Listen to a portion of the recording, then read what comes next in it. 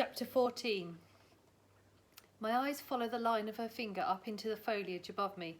At first I've no idea what she's pointing to, but then, about 5 metres up, I make out the vague shape in the dimming light. But of what? Some sort of animal?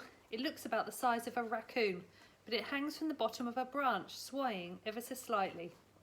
There's something else. Among the familiar evening sounds of the woods, my ears register a low hum. Then I know. It's a wasp's nest. Fear shoots through me, but I have enough sense to keep still. After all, I don't know what kind of wasp lives there. It could be the ordinary leave us alone and we'll leave you alone type, but these are the Hunger Games and ordinary isn't the norm. More likely there will be one of the capital's mutations. Trackerjackers, like the jabberjays. These killer wasps were spawned in a lab and strategically placed like landmines around the districts during the war. Larger than regular wasps, they have a distinctive solid gold body and a sting that raises a lump the size of a plum on contact. Most people can't tolerate more than a few stings. Some die at once. If you live, the hallucinations brought on by the venom have actually driven people to madness. And there's another thing. These wasps will hunt down anyone who disturbs their nest and attempt to kill him or her. That's where the tracker part of the name comes from. After the war, the capital destroyed all the nests surrounding their city, but the ones near the districts were left untouched. Another reminder of our weakness, I suppose, just like the Hunger Games. Another reason to keep inside the fence of District 12.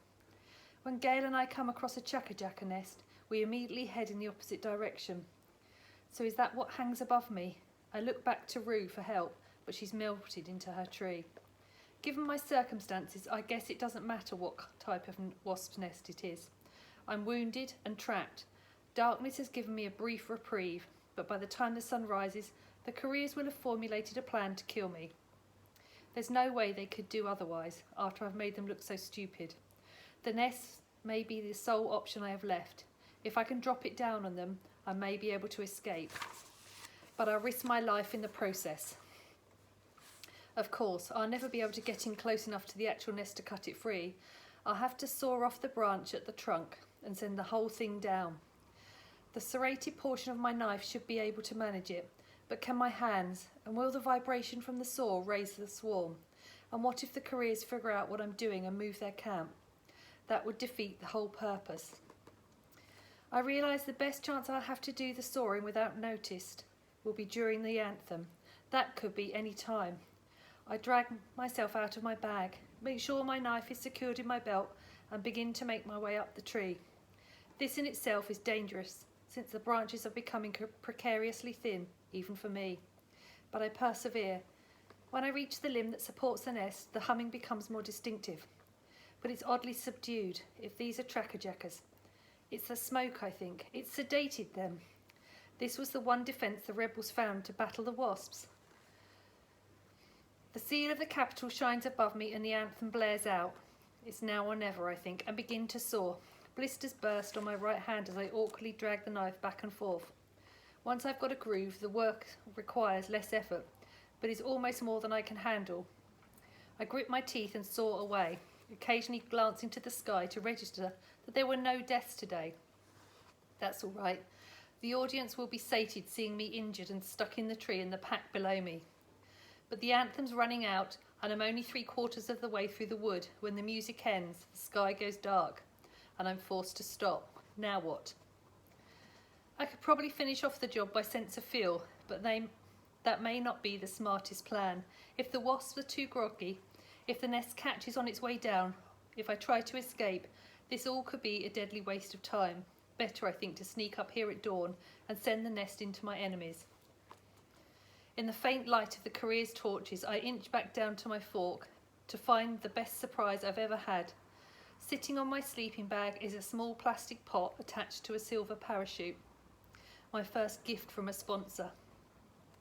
Hamish must have had it sent in during the anthem. The pot easily fits in the palm of my hand. What can it be? Not food, surely. I unscrew the lid and I know by the scent that it's medicine. Cautiously, I probe the surface of the ointment. The throbbing in my fingertips vanishes. "Oh, Hamish," I whisper, "thank you." He's not abandoned me, not left me to fend entirely for myself. The cost of this medicine must be astronomical. Probably not one but many sponsors have contributed to buy this one tiny pot. To me, it is priceless. I dip 2 fingers in the jar and gently spread the balm over my calf. The effect is almost magical, erasing the pain on contact, leaving a pleasant cooling sensation behind. This is no herbal concoction that my mother grinds up out of woodland plants. It's high-tech medicine brewed up in the capital's labs. When my calf is treated, I rub a thin layer into my hands. After wrapping the pot in the parachute, I nestle it safely away in my pack. Now that the pain has eased, it's all I can do to reposition myself in my bag before I plunge into sleep. A bird perched just a metre or so from me alerts me that a new day is dawning. In the grey morning light, I examine my hands. The medicine has transformed all the angry red patches to a soft baby pink skin. My leg still feels inflamed, but that burn was far deeper. I apply another coat of medicine and quietly pack up my gear. Whatever happens, I'm going to have to move and move fast. I also make myself eat a cracker and a strip of beef and drink a few cups of water.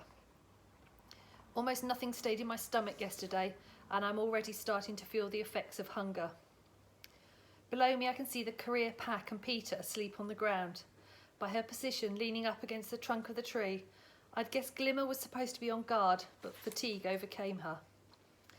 My eyes squint as they try to penetrate the tree next to me, but I can't make out Rue. Since she tipped me off, it only seems fair to warn her. Besides, if I'm going to die today, it's Rue I want to win. Even if it means a little extra food for my family, the idea of Peter being crowned victor is unbearable. I call Rue's name in a hushed whisper, and the eyes appear wide and alert at once. She points up to the nest again. I hold up my knife and make a sawing motion. She nods and disappears. There's a rustling in a nearby tree, then the same noise again a bit further off. I realise she's leaping from tree to tree. It's all I can do not to laugh out loud. Is this what she showed the game makers? I imagine her flying around the training equipment, never touching the floor. She should have got at least a 10. Rosy streaks are breaking through to the east. I can't afford to wait any longer. Compared to the agony of last night's climb, this one's a cinch. At the tree limb that holds the nest, I position the knife in the groove and I'm about to draw the teeth across the wood when I see something moving. There, on the nest, the bright gold gleam of a tracker jacker lazily making its way across the papery grey surface. No question. It's acting a little subdued, but the wasp is up and moving, and that means the others will be out soon as well. Sweat breaks out on the palm of my hands, beading up through the ointment, and I do my best to pat them dry on my shirt. If I don't get through this branch in a matter of seconds, the entire swarm could emerge and attack me. There's no sense in putting it off. I take a deep breath, grip the knife handle and bear down as hard as I can. Back, forth, back, forth. The tracker jackers begin to buzz and I hear them coming out. Back, forth, back, forth. A stabbing pain shoots through my knee and I know one has found me and the others will be honing in. Back, forth, back, forth. And just as the knife cuts through, I shove the end of the branch as far away from me as I can. It crashes down through the lower branches, snagging temporarily on a few, but then twisting free until it smashes with a thud on the ground. The nest bursts open like an egg, and a furious swarm of trackerjackers takes to the air. I feel a second sting on my cheek, a third on my neck, and their venom almost makes me woozy. I cling to the tree with one arm while I rip the barbed stingers out of my flesh. Fortunately, only these 3 trackerjackers have identified me before their nest went down. The rest of the insects have targeted their enemies on the ground. It's mayhem. The careers have woken to a full-scale trackerjacker attack. Peter and a few others have the sense to drop everything and bolt. I can hear cries of to the lake, and know they hope to evade the wasp by taking to the water. It must be close if they think they can outdistance the furious insects. Glimmer and another girl, the one from District 4, are not so lucky. They receive multiple stings before they even get out of my view. Glimmer appears to go completely mad, shrieking and trying to bat the wasp off with her bow, which is pointless. She calls to the other for help, but of course no one returns. The girl from District 4 staggers out of sight, although I wouldn't bet on her making it to the lake. I watch Glimmer fall, twitch hysterically around on the ground for a few minutes, and then go still. The nest is nothing but an empty shell. The wasps have vanished in pursuit of the others. I don't think they'll return, but I don't want to risk it. I scamper down the tree and hit the ground running in the opposite direction to the lake. The poison from the stingers makes me wobbly, but I find my way back to my own little pool and submerge myself in the water, just in case any wasps are still on my trail.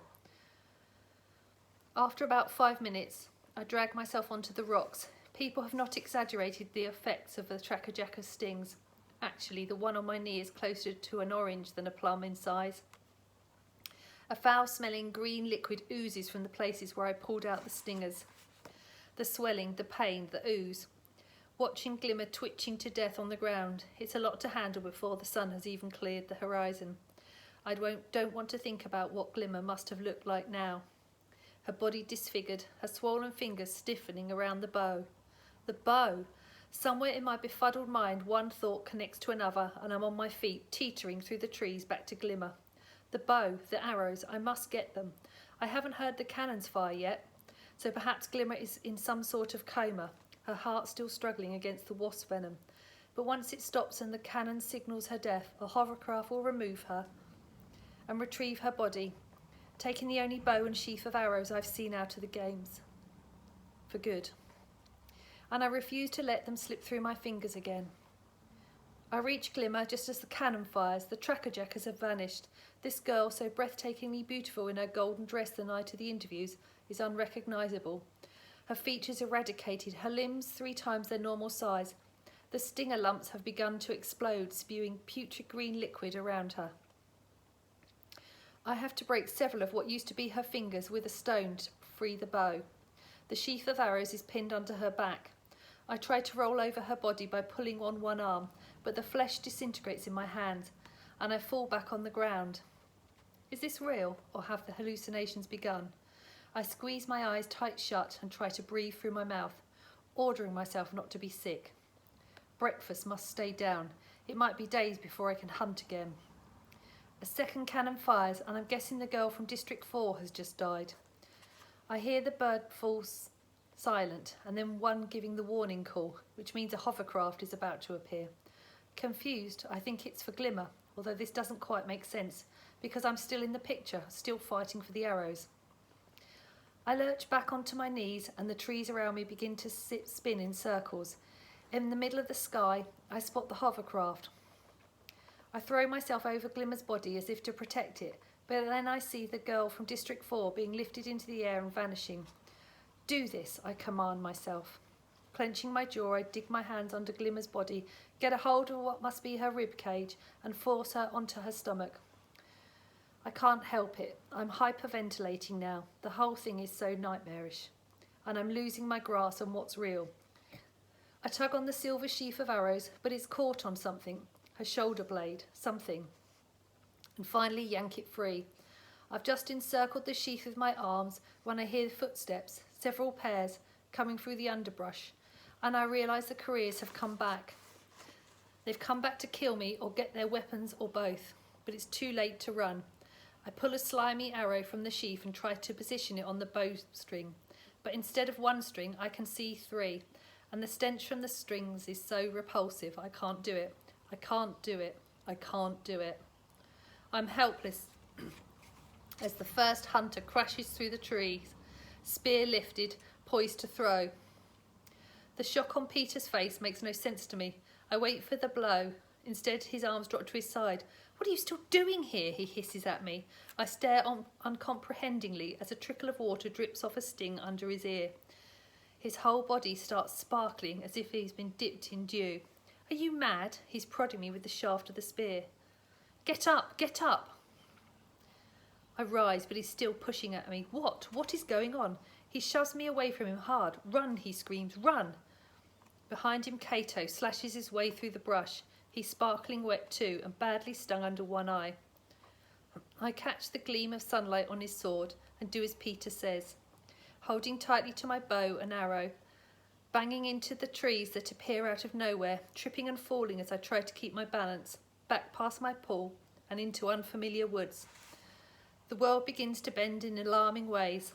A butterfly balloons to the size of a house and then shatters into a million stars. Trees transform to blood and splash down over my boots. Ants begin to crawl out of the blisters on my hands, and I can't shake them free. They're climbing up my arms and neck. Someone is screaming, a long, high-pitched scream that never breaks for breath. I have a vague idea it might be me. I trip and fall into a small pit lined with tiny orange bubbles that hum like the tracker-jacker nest. Tucking my knees up to my chin, I wait for death. Sick and disorientated, I'm able to form only one thought. Peter Mellark just saved my life. Then the ants bore into my eyes and I black out.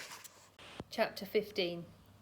I enter a nightmare from which I wake repeatedly, only to find a greater terror awaiting me.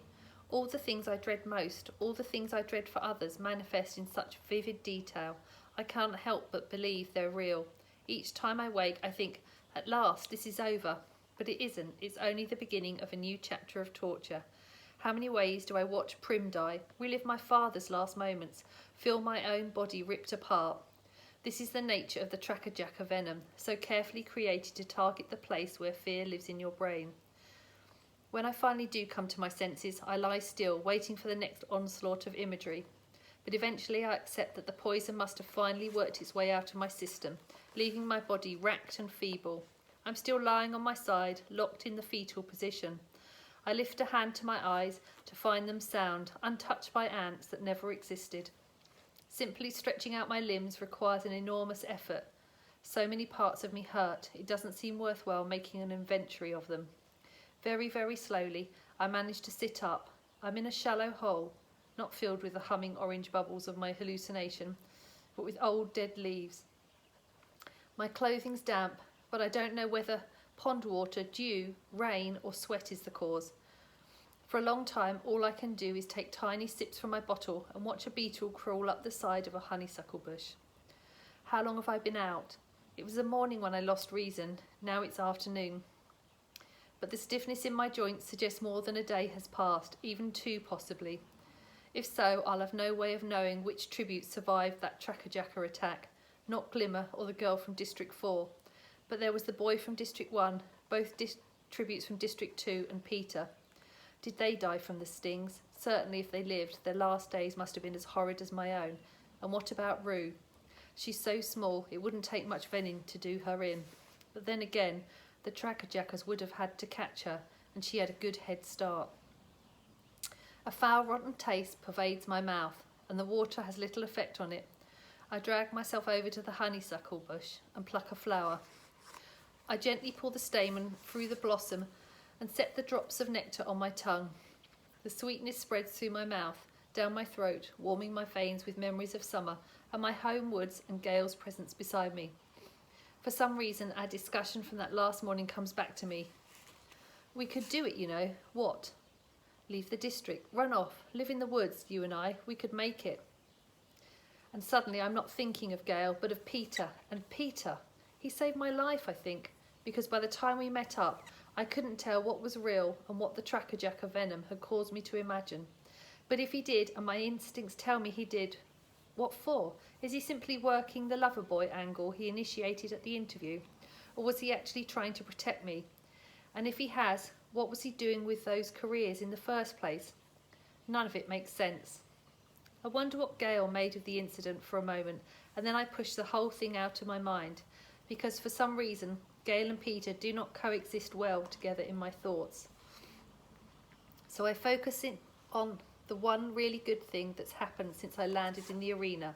I have a bow and arrows, a full dozen, if you count the one I retrieve in the tree. They bear no trace of the noxious green slime that came from Glimmer's body, which leads me to believe that might not have been wholly real. But they have a fair amount of dry blood on them. I can clean them later. But I do take a minute to shoot a few into a nearby tree. They are more like the weapons in the training centre than my ones at home, but who cares? That I can work with. The weapons give me an entirely new perspective on the games. I know I have tough opponents left to face, but I am no longer merely prey that runs and hides or takes desperate measures. If Cato broke through the trees right now, I wouldn't flee, I'd shoot. I find I'm actually anticipating the moment with pleasure. but first I have to get some strength back in my body. I'm very dehydrated again. My water supply is dangerously low. The little padding I was able to put on by gorging myself during prep time in the capital is gone, plus another kilo or so as well. My hip bones and ribs are more prominent than I remember them being since those awful months after my father's death. And then there are my wounds to contend with, burns, cuts and bruises for smashing into trees, and 3 chakajaka stings, which are as sore and swollen as ever. I treat my burns with the ointment and try dabbing a bit on the stings as well, but it has no effect on them. My mother knew a treatment for them, some type of leaf that could draw out the poison, but she seldom had cause to use it, and I don't even remember its name, let alone its appearance. Water first, I think. You can hunt along the way now. It's easy to see the direction I came from by the path of destruction my crazed body made through the foliage. So I walk off in the other direction, hoping my enemies still lie locked in the surreal world of chakajaka venom. I can't move too quickly. My joints reject any abrupt motions. But I establish the slow hunter's tread I use when tracking game. Within a few minutes I spot a rabbit and make my first kill with the bow and arrow. It's not my usual clean shot through the eye, but I'll take it. After about an hour, I find a stream, shallow but wide, and more than sufficient for my needs. The sun's hot and severe, so while I wait for my water to purify, I strip down to my underclothes and wade into the mild current. I'm filthy from head to toe. I try splashing myself, but eventually just lie down in the water for a few minutes, letting it wash off the soot and blood and skin that have started to peel off my burns. After rinsing out my clothes and hanging them on bushes to dry, I sit on the bank in the sun for a bit, untangling my hair with my fingers. My appetite returns and I eat a cracker and a strip of beef. With a handful of moss, I polish the blood from my silver weapons. Refreshed, I treat my burns again, braid back my hair and dress in the damp clothes, knowing the sun will dry them soon enough. Following the stream against its current seems the smartest course of action. I'm travelling uphill now, which I prefer, with a source of fresh water not only for myself but possible game. I easily take out a strange bird that must be some form of wild turkey. Anyway, it looks pretty edible to me. By late afternoon I decide to build a small fire to cook the meat, betting that dusk will help conceal the smoke, and I can quench the fire by nightfall. I clean the game, taking extra care with the bird, but there's nothing alarming about it. Once the feathers are plucked, it's no bigger than a chicken, but it's plump and firm. I've just placed the first lot over the coals when I hear the twig snap. In one motion I turn to the sound, bringing the bow and arrow to my shoulder. There's no one there, no one I can see anyway. Then I spot the tip of a child's boot just peeking out from behind the trunk of a tree. My shoulders relax and I grin. She can move through the woods like a shadow. You have to give her that. How else could she have followed me? The words come out of my mouth before I can stop them. You know, they're not the only ones who can form alliances, I say. For a moment, no response. Then one of Rue's eyes edges round the trunk. You want me for an ally? Why not? You saved me with those trackerjackers. You're smart enough to still be alive, and I can't seem to shake you anyway, I say. She blinks at me, trying to decide. You hungry? I can see her swallow hard, her eye flickering to the meat. Come on then. I've had 2 kills today. Rue tentatively steps out into the open. I can fix your stings. Can you? I ask. How? She digs in the pack she carries and pulls out a handful of leaves. I'm almost certain they're the ones my mother uses. Where'd you find those? Just around. We all carry them when we work in the orchards. They left a lot of nests there, says Rue. There are a lot here too. That's right. You're District 11, agriculture, I say. Orchards, huh? That must be how you can fly around the trees like you've got wings. Rue smiles. I've landed on one of the few things she'll admit pride in. Well, come on then, fix me up. I plonk myself down by the fire and roll up my trouser leg to reveal the sting on my knee. To my surprise, Rue places the handful of leaves into her mouth and begins to chew on them. My mother would use other methods, but it's not like we have a lot of options. After a minute or so, Rue presses a gloppy green wad of chewed leaves and spit on my knee. Oh, the sound comes out of my mouth before I can stop it, as if the leaves are actually leaching the pain right out of the sting. Rue gives a giggle. Luckily you had the sense to pull the stingers out, or you'd be a lot worse. Do my neck, do my cheek, I almost beg. Rue stuffs another handful of leaves in her mouth, and soon I'm laughing because of the relief is so sweet. I notice a long burn on Rue's forearm. I've got something for that. I set aside my weapons and anoint her arm with the burn medicine. You have good sponsors, she says longingly. Have you got anything yet? I ask. She shakes her head. You will though, watch. The closer we get to the end, the more people will realise how clever you are. I turn the meat over. You weren't joking about wanting me for an ally, she says. No, I meant it, I say. I can almost hear Hamish groaning as I team up with this wispy child. But I want her, because she's a survivor, and I trust her. And why not admit it? She reminds me of Prim. Okay, she says, and holds out her hand. We shake. It's a deal. Of course, this kind of deal can only be temporary, but neither of us mention that. Rue contributes a big handful of some sort of starchy root to the meal. Roasted over the fire, they have the sharp, sweet taste of a parsnip. She recognises the bird too, some wild thing they call a grousling in her district. She says sometimes a flock will wander into the orchard and they get a decent lunch that day. For a while, all conversation stops as we fill our stomachs. The grousling has delicious meat that's so fatty the grease drips down your face when you bite into it. Oh, says Rue with a sigh. I've never had a whole leg to myself before. I'll bet she hasn't. I'll bet meat hardly ever comes her way. Take the other, I say. Really, she asks. Take whatever you want. Now that I've got a bow and arrows, I can get more. Plus I've got snares. I can show you how to set them, I say. Rue still looks uncertainly at the leg. Oh, take it, I say, put the drumstick in her hand. It will only keep a few days anyway, and we've got the whole bird plus the rabbit. Once she's got hold of it, her appetite wins out and she takes a huge mouthful. I'd have thought in District 11 you'd have a bit more to eat than us. You know, since you grow the food, I say. Rue's eyes widen. Oh no, we're not allowed to eat the crops. They arrest you or something, I ask. They whip you and make everyone else watch, says Rue. The mayor's very strict about it. I can tell by her expression that it's not that uncommon an occurrence. A public whipping's a rare thing in District 12, although occasionally one occurs. Technically, Gail and I could be whipped on a daily basis for poaching in the woods. Well, technically, we could get a whole lot worse, except all the officials buy our meat. Beside our mayor, Madge's father, doesn't seem to have much taste for such events. Maybe being the least prestigious, poorest, most ridiculous district in the country has its advantages, such as being largely ignored by the capital as long as we produce our coal quotas. Do you get all the coal you want? Rue asks. No, I answer, just what we buy and whatever we track in on our boots. They feed us a bit extra during harvest so that people can keep going longer, says Rue. Don't you have to be in school? I ask. Not during harvest, everyone works then, says Rue. It's interesting hearing about her life. We have so little communication with anyone outside our district.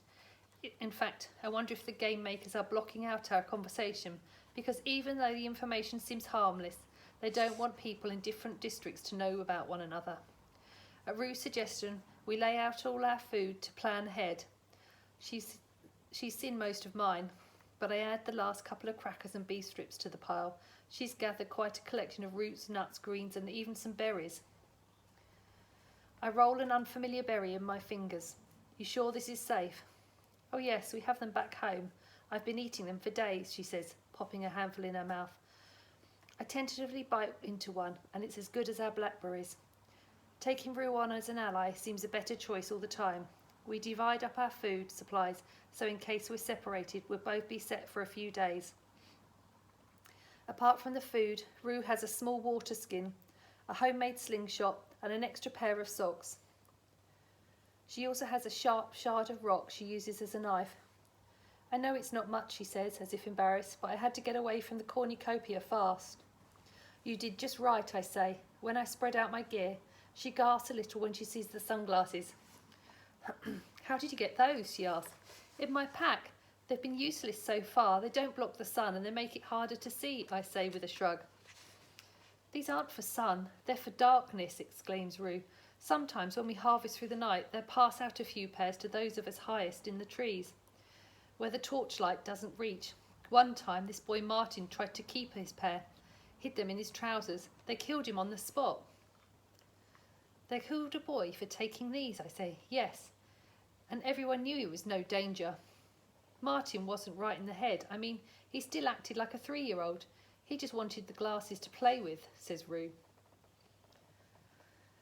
Hearing this makes me feel like District 12 is some sort of safe haven. Of course, people keel over from starvation all the time, but I can't imagine the peacekeepers murdering a simple-minded child. There's a little girl, one of Greasy Say's grandkids, who wanders around the hob. She's not quite right, but she's treated as a sort of pet. People toss her scraps and things. So what do these do? I ask Rue, taking the glasses. They let you see in complete darkness, says Rue. Try them tonight when the sun goes down. I give Rue some matches and she makes sure I have plenty of leaves in case my stings flare up again. We extinguish our fire and head upstream until it's almost nightfall. Where do you sleep? I ask her. In the trees, she nods. In just your jacket. Rue holds up her extra pair of socks. I have these for my hands. I think of how cold the nights have been. You can share my sleeping bag if you want. We're both easily fit in. Her face lights up. I can tell this is more than she dared hope for. We pick a fork high in a tree and settle in for the night, just as the anthem begins to play.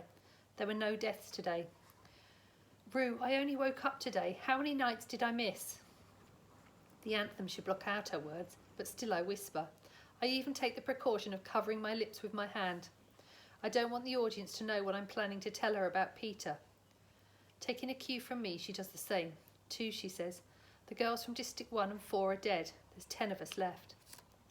Something strange happened. At least I think it did. It might have been the tracker jacket venom, making me imagine things, I say. You know the boy from my district, Peter. I think he saved my life, but he was with the Careers.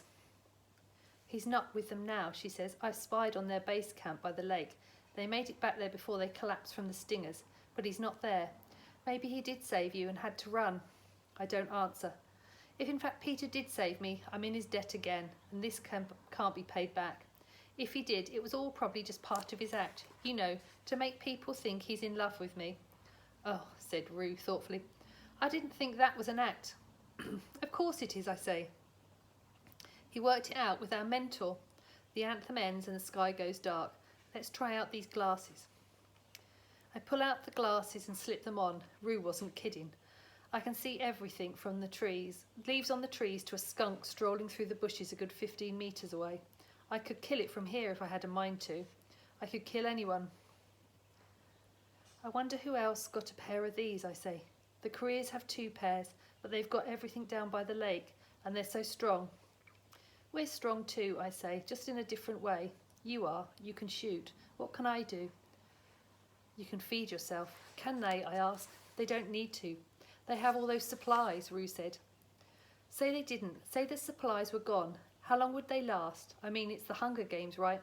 But Katniss, they're not hungry, says Rue. No, they're not. That's the problem, I agree. And for the first time I have a plan. A plan that isn't motivated by the need for flight and evasion. An offensive plan. I think we're going to have to fix that, Rue.